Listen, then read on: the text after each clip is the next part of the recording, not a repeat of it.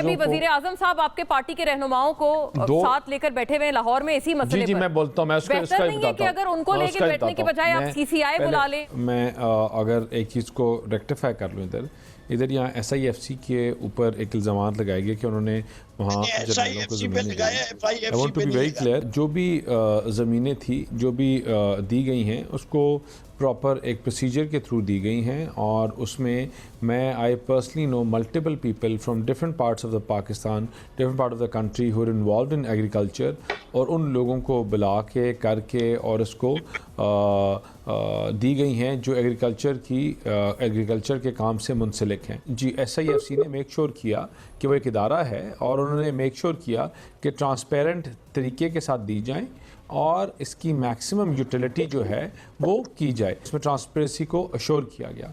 Second of all, हम देखें यहाँ बात कर रहे थे अपोजिशन और गवर्नमेंट की, और ख़ास तौर पे पीपल्स पार्टी के रोल। जब प्राइम मिनिस्टर के साथ उनकी पूरी टीम बैठी हुई है, तो वो यही चीज़ को डिस्कस किया गया कि जितने भी फैसले होते हैं वो हुकूमत के जितने भी एलाइज़ हैं उनको ऑन बोर्ड लेके किए गए हैं और किए जाने चाहिए, और हम उसी तरह कर रहे हैं। तो फिर अज़मा साहिबा को ये वाला कमेंट करना चाहिए था, ये बड़ा नेगेटिवली उसको लिया गया है पीपल्स पार्टी की तरफ से।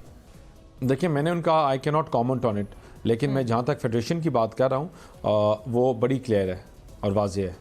हमने एक की कंटिन्यूटी ऑफ पॉलिसी है, और वही पॉलिसी जो ऊपर से शुरू होती है उसको हम ट्रिकल डाउन करते हैं, और I don't think so she also send it in a bad note और अ बैड टेस्ट। बुरे आपको नहीं लगता कि बुरे नोट पे कहा है?